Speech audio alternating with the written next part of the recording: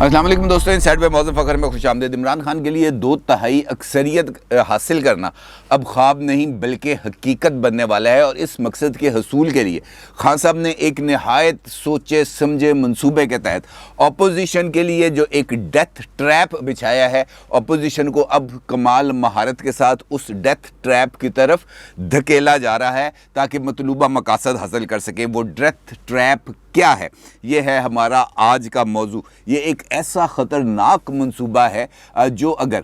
روبہ عمل ہو گیا، جس پر عمران خان صاحب نے اگر کامیابی سے عمل کر دیا، تو یقین جانے کہ عمران خان صاحب اپنے تمام تر خوابوں کو حقیقت میں تبدیل کر سکیں گے، اور یہ پھر 5 سال 10 سال نہیں، یہ تا حیات ہی ہو جائیں گے۔ عمران خان صاحب ایک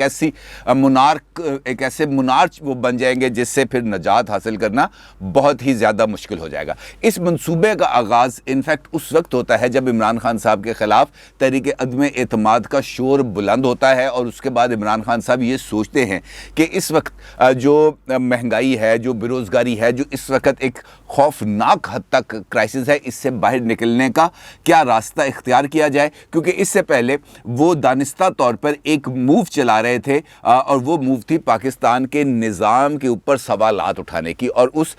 نظام کے اوپر سوالات اٹھاتے ہوئے وہ نہایت مہارت کے ساتھ ایک نئے نظام کی طرف پاکستان کی پالیسیز کو شفٹ کر رہے تھے، اور مختلف چینلز کے ذریعے مختلف جو لوگ ہیں ان کے ذریعے پاکستان میں نظام کے اوپر نہ صرف سوالات اٹھائے جا رہے تھے بلکہ نظام کی تبدیلی کے لیے بھی راہ ہموار ہو گئی تھی۔ اس اپوزیشن کے اعلان کہ عمران خان صاحب کے خلاف تحریک عدم اعتماد آئے گی نے انفیکٹ عمران خان صاحب اور ان کو چاہنے والے جو مختلف اداروں میں موجود ہیں ان کی مدد کے ساتھ ایک نیا منصوبہ تشکیل دیا گیا، اور ایک نہایت شاطرانہ اور ماہرانہ انداز میں اپوزیشن کے لیے ڈیتھ ٹریپ تیار کیا گیا، بالکل اسی طریقے سے جیسے جنگل کے اندر شکاری خطرناک درندوں، شیر جیسے ان کو پکڑنے کے لیے ڈیتھ ٹریپ بچھاتے ہیں، اور پھر ہانکا لگایا جاتا ہے، اور ہانکا لگاتے ہوئے جو اس درندے کو اس ٹریپ تک پہنچایا جاتا ہے، اور اس کے بعد اس ٹریپ کو عملی طور پر آگے بڑھایا جاتا ہے۔ اب جو رولنگ آئی ہے ڈپٹی اسپیکر صاحب کی، اگرچہ وہ اس وقت سپریم کورٹ آف پاکستان میں زیر التوا ہے، لیکن وہاں پر بھی ایک پہلو ہے جس کو مسلسل ابھی تک نظر انداز کیا جا رہی ہے، شاید دانستہ طور پر نظر انداز کیا جا رہا ہے، وہ ہے وہ خط جس کی بیس کے اوپر یہ پورا ڈرامہ سٹیج کیا گیا۔ آج بھی سپریم کورٹ آف پاکستان میں جب اس اہم معاملے کی سماعت ہوتی ہے، اس از خود نوٹس کی سماعت ہوتی ہے، تو اس وقت نون لیگ کے وکیل مخدوم احمد خان صاحب کی طرف سے یہ درخواست کی جاتی ہے کہ عدالت بے شک ان کیمرہ یا بے شک چیمبر کے اندر ہی جو پاکستان کی پریمیئر انٹیلیجنس ایجنسی ہے اس کے چیف کو بلائے، اور دفتر خارجہ کے حکام اور مذکورہ سفیر صاحب کو بلایا جائے، اور وہاں پر بلا کر ان کیمرہ ان سے یہ جو خط ہے اس کی حقیقت کو جانا جائے۔ اب ہونا تو یہ چاہیے تھا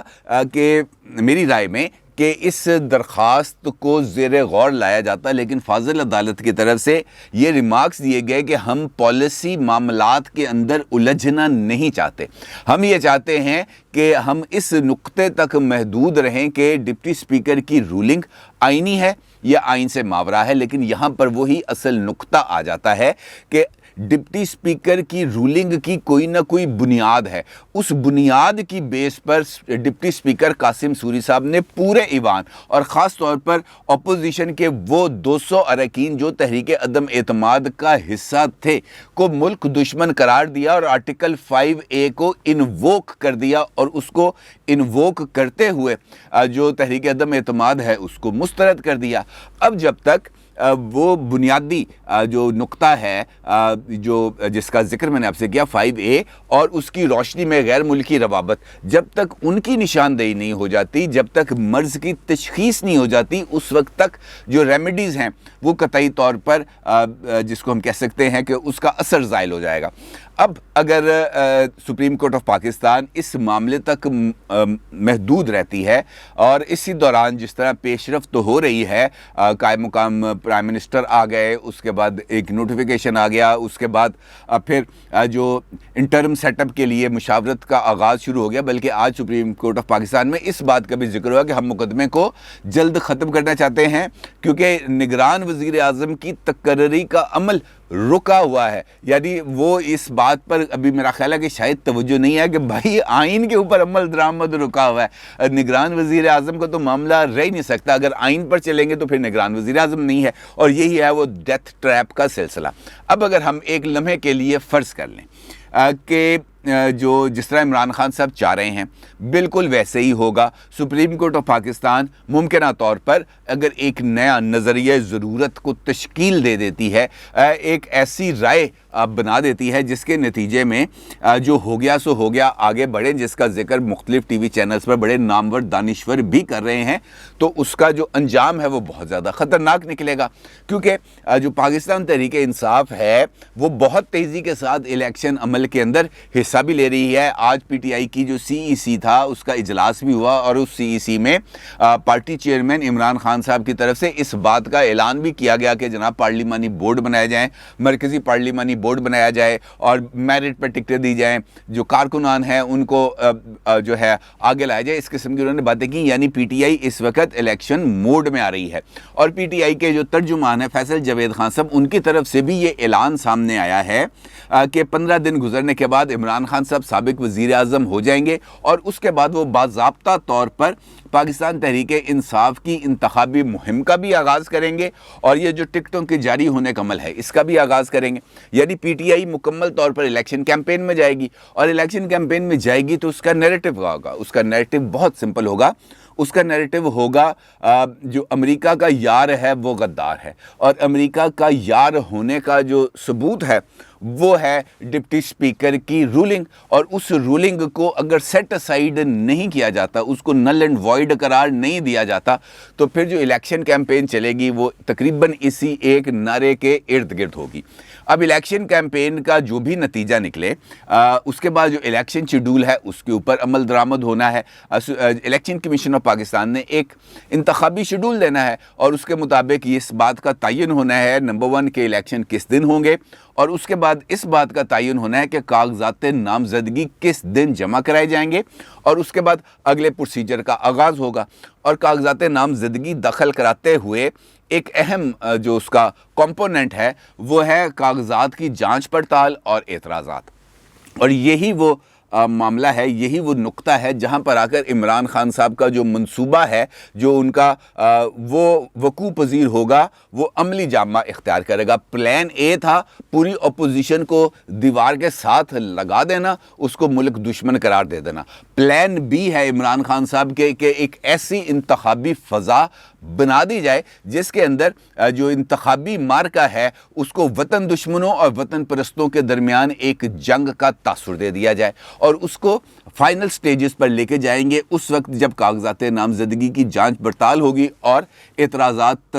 جو ہے وہ طلب کیے جائیں گے. اور جس وقت اعتراضات طلب کیے جائیں گے, قاسم خان صاحب کی جو رولنگ ہے وہ رولنگ کی بنیاد پر مسلم لیگ نون, پاکستان پیپلز پارٹی, جمعیت علماء اسلام اور اپوزیشن کی تمام جماعتوں کے امیدواروں کے کاغذات نامزدگی پر اعتراضات فائل کیے جائیں گے, اور ریٹرننگ آفیسر سے درخواست کی جائے گی کہ ان کاغذات نامزدگی کو مسترد کر دیا جائے, کیونکہ یہ ہے وہ ثبوت جس کی بنیاد پر ان کے خلاف جو تحریک عدم اعتماد تھی وہ مسترد کی گئی تھی. یہ تمام لوگ وطن پرست نہیں ہیں, ان کے جو لنکس ہیں غیر ملکی طاقتوں کے ساتھ وہ ثابت ہو گئے ہیں. اور اگر ایسا ہو جاتا ہے اور یہ کاغذات نامزدگی مسترد ہو جاتے ہیں, آلدو کہ اس کے پاس چیلنج کرنے کی گنجائش ہوتی ہے, آپ اپیل میں جا سکتے ہیں, ہائی کورٹ میں, سپریم کورٹ میں یہ اپیل کا ایک سلسلہ موجود ہے, لیکن election campaign majority of the candidates کی بہت برے طریقے سے متاثر ہوگی.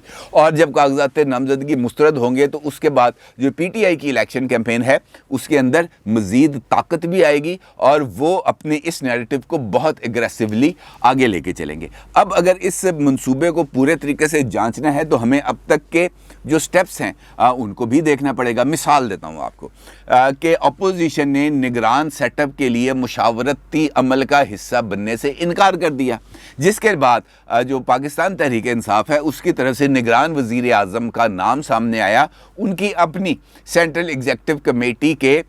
جو مشاورت کے بعد, اور وہ نام آیا سابق chief justice of Pakistan mister justice Gulzar Ahmad کا. अब ये जो गुलजार साहब का नाम है बुनियादी तौर पर ये भी अपने अंदर एक बहुत ज़्यादा मानवीयत रखता है, क्योंकि ये पाकिस्तान के टॉप जज रह चुके हैं, जुडिशरी के अंदर इन्होंने खासा अरसा काम किया है। और ये जो तमाम रिटर्निंग ऑफिसर्स होते हैं जो मुल्क भर में फ़राइज़ सर अंजाम देते हैं, इनका ताल्लुक़ भी अदलिया के साथ ही होता है। और एक ऐसी शख्सियत जो ऊपर रह चुकी हो और उसके यकीनी तौर पर जो कनेक्शंस हैं वो नीचे जगह पर हर जगह पर मौजूद होते हैं, और उसके नतीजे में ये जो रिटर्निंग ऑफिसर्स की तकर्रियाँ होंगी, ये भी इनके ऊपर भी एक बहुत बड़ा सवालिया निशान बन सकता है। रिटर्निंग ऑफिसर की गेम ही इनफैक्ट अगर हम देखें माजी में होने वाले इलेक्शंस में, तो एक इलेक्शन को साबिक सदर आसिफ अली जरदारी साहब ने तो बिल्कुल क्लैरिटी के साथ आरओ का इलेक्शन करार दे दिया था कि ये आरओ का इलेक्शन है, यानी यहाँ पर जो रिजल्ट्स थे वो आरओज़ की मदद से चेंज किए गए, क्योंकि उस वक्त chief justice of Pakistan mister justice Iftikhar Chaudhary थे। लिहाजा ये जो डेथ ट्रैप है, इसके नतीजे में वही पंजाबी की मिसाल है कि गलियां हो जन सुंजियां विच मिर्ज़ा यार फिरे, और मिर्ज़ा यार को मुकम्मल तौर पर आज़ादी के साथ फिराने का मुकम्मल तौर पर बंदोबस्त भी कर दिया गया। अब अगर ऐसा हो जाता है तो फिर इमरान खान साहब के लिए 2/3 अक्सरियत हासिल करना तो बिल्कुल ही मामूली बात है, और जिस तरीके से अब वो अमल कर रहे हैं वो मुमकिन तौर पर किसी भी हद तक आगे बढ़ सकते हैं। और जो मॉडल उनको पसंद हैं, जो गवर्नेंस के मॉडल हैं, टर्किश मॉडल या सोवियत मॉडल या चाइनीज़ मॉडल, उनके लिए बहुत आसानी है कि 2/3 अक्सरियत हासिल करने के बाद अपनी पसंद का मॉडल लेके आए और उस मॉडल के तहत अपने आप को एक मुतलकुल अनान हुक्मरान के तौर पर ना सिर्फ इस्टेब्लिश कर दें बल्कि उसका ऐलान भी कर दें। 2/3 अक्सरियत मौजूद होगी, आइन मौजूद होगा, जिस तरह मर्जी उसके अंदर तरमीम कर दी जाए। अब वो सदारती निज़ाम की शक्ल हो या जो मर्जी शक्ल हो, क्योंकि इमरान खान साहब बुनियादी तौर पर इस बात का उनको यकीन है कि पाकिस्तान में उनसे ज़्यादा कोई मकबूल तरीन लीडर है नहीं, और चूँकि कोई मकबूल तरीन लीडर है नहीं, लिहाजा अगर 1 vote for the slot of president का कॉन्टेस्ट हो तो वो आसिफ अली जरदारी साहब, नवाज शरीफ साहब, बिलावल साहब, मरियम साहिबा या शहबाज शरीफ से बहुत आगे जा सकते हैं। और इसी की बेस के ऊपर ये जो सारा खेल है इसको सजाया गया है। अब इस खेल के अंदर अपोजिशन का जो रोल है, अपोजिशन का जो किरदार है, वो सबसे ज़्यादा मानी जाता है, क्योंकि अपोजिशन इस वक्त बिल्कुल जिसे हम कह सकते हैं एक हंग पोजीशन में है। उसको अभी तक समझ नहीं आ रही कि मैंने जाना किस तरफ है, क्योंकि दोनों तरफ उसके लिए जो ट्रैप है वो बिछा हुआ है। अगर वो स्पीकर की रूलिंग को तस्लीम करते हुए या सुप्रीम कोर्ट ऑफ पाकिस्तान के फैसले को तस्लीम करते हुए इलेक्शन में चली जाती है, इलेक्शन मोड में आ जाती है, तो वहाँ पर भी प्रॉब्लम है, क्योंकि वहाँ पर जो नैरेटिव उनके खिलाफ बनेगा वो वतन परस्त और वतन दुश्मन का होगा, और उनकी पूरी की पूरी इंतखाबी कैंपेन सिर्फ इस बात की वजाहत देते ही ख़त्म हो जाएगी कि जनाब हम वतन परस्त हैं, हम वतन दुश्मन नहीं हैं। और उसकी बेस पर उनकी जो इलेक्शन कैंपेन है वो अगले इंतखाबी वादों, इंतखाबी नारों और इंतखाबी दावों पर बेस नहीं होगी, बल्कि वो एक जिसे हम कह सकते हैं एक वजाहती किस्म की एक इलेक्शन कैंपेन होगी, जिसके अंदर वो सिर्फ और सिर्फ अपने ऊपर आयद इल्ज़ामात का दिफा ही करेंगे। जबकि इमरान खान साहब एक मुकम्मल चढ़ाई के मूड में होंगे। बिलफर्ज अगर वो इस मौके को या इस लाइन की तरफ नहीं आते, वो एक दूसरा ऑप्शन इस्तेमाल करते हैं जो एहतजाज का ऑप्शन है। ऑल्दो कि मुझे अभी तक एहतजाज का ऑप्शन जो अपोजिशन जमातें हैं वो अपनाती हुई नज़र नहीं आ रही, इसीलिए अगर वो एहतजाज के ऑप्शन पर जाती हैं तो वहाँ पर भी उनके लिए प्रॉब्लम है, क्योंकि वहाँ पर भी एक काउंटर नैरेटिव उनके लिए मौजूद होगा कि देखो ये इलेक्शन करते रहे 4 साल, जब इलेक्शन का टाइम आया तो ये इलेक्शन से भाग रहे हैं। वहाँ पर भी जो जवाब आएगा वो यही आएगा कि हमें एक जो वजाहती है बयानात वही देने पड़ेंगे, और जो एहतजाज है एब्रोगेशन ऑफ द कॉन्स्टिट्यूशन, आइन की पामाली का जो बुनियादी नुक्ता है वो सरफ नज़र हो जाएगा। और जब वो सरफ नज़र होगा तो फिर इमरान खान साहब के लिए आसानी पैदा होगी। यानी इस वक्त दोनों सूरतों में अपोजिशन के लिए खासे मसाइल हैं। अब अगर हम देखें सुप्रीम कोर्ट ऑफ पाकिस्तान इस वक्त कौन सा फैसला ये किस हद तक रिलैक्सेशन दे सकती है फेडरल गवर्नमेंट को, तो वो राय देना अभी कतई तौर पर मुमकिन नहीं है, क्योंकि जो कल का दिन है वो हुकूमती जो साइड है उसकी तरफ से दलाइल दिए जाएंगे। پاکستان تحریک انصاف کی طرف سے بابر اعوان صاحب دلائل دیں گے، پرائم منسٹر کی طرف سے بیرسٹر علی ظفر صاحب دلائل دیں گے، اسپیکر نیشنل اسمبلی صاحب کی طرف سے دلائل دیں گے نعیم بخاری صاحب، اور ڈپٹی اسپیکر نیشنل اسمبلی کی طرف سے دلائل دیں گے جو ہے اظہر صدیق ایڈوکیٹ۔ اب ان کے دلائل کل مکمل ہونے کے بعد اٹارنی جنرل آف پاکستان وہ حتمی دلائل دیں گے، اگرچہ اٹارنی جنرل کی طرف سے آج اس بات کا اعلان کیا گیا ہے کہ یہ بطور اٹارنی جنرل میرا آخری مقدمہ ہے جس میں پیش ہوں گا، اور میں ایسا موقف اختیار کروں گا جس کے ذریعے میں تاریخ میں اور خاص طور پر عدالتی تاریخ میں یاد رکھا جاؤں، میرا نام کوئی منفی انداز میں نہ لیا جائے، تو اس کے لیے پھر انہیں آئین کے ساتھ وابستگی کے طور پہ کھڑا ہونا پڑے گا، اور یہ بڑا مشکل سا کام مجھے موجودہ حالات میں نظر آ رہا ہے۔ یعنی اس وقت جو اپوزیشن کا مخمصہ ہے، جو اپوزیشن کا المیہ ہے، وہ ہمارے سامنے ایک طرح سے یہ کھل کے سامنے آ رہا ہے کہ ابھی تک وہ ڈائریکشن لیس ہیں، انہیں ابھی تک اس بات کی سمجھ نہیں آ رہی کہ ہم نے جانا کس طرف ہے، ہم نے کون سا کورس آف ایکشن اڈاپٹ کرنا ہے، جبکہ عمران خان صاحب اپنے جو پلان ہے اس کے مطابق بڑے لگے بندے کیلکولیٹڈ انداز میں آگے بڑھتے ہوئے نظر بھی آ رہے ہیں، اور وہ آگے بڑھ بھی رہے ہیں۔ اپوزیشن اب ڈیتھ ٹریپ سے نکلنے کے لیے کون سی حکمت عملی اپناتی ہے، اس کے لیے یہ ضروری ہے کہ وہ روایتی سیاسی گر یا روایتی سیاسی انداز فکر کو چھوڑیں اور بالکل ویسا ہی انداز فکر اپنائیں جیسا عمران خان صاحب نے اپنایا ہوا ہے۔ اگریسو سیاست کا مقابلہ صرف اور صرف اگریسو سیاست ہی دے سکتی ہے، مصالحانہ سیاست، منافقانہ سیاست اس کا حل نہیں ہے، اور اس کے لیے جو اپوزیشن کے اگریسو فیسز ہیں ان کو سامنے آ کر اگریشن کے ساتھ، اس اگریسو پولیٹکس کے ساتھ عمران خان صاحب کو پیچھے دھکیلنا ہوگا، ادروائز اپوزیشن کے لیے آگے بڑھنے کے امکانات کم ہیں، اور عمران خان صاحب کے لیے آگے بڑھنے کے امکانات دن بدن بڑھتے چلے جائیں گے۔ دیکھنا یہ ہے کہ اپوزیشن کون سا فیصلہ کرتی ہے اس ڈیتھ ٹریپ سے بچنے کے لیے۔ اپنی رائے کا ضرور اظہار کیجیے گا۔ آپ کا بہت شکریہ۔ اللہ حافظ۔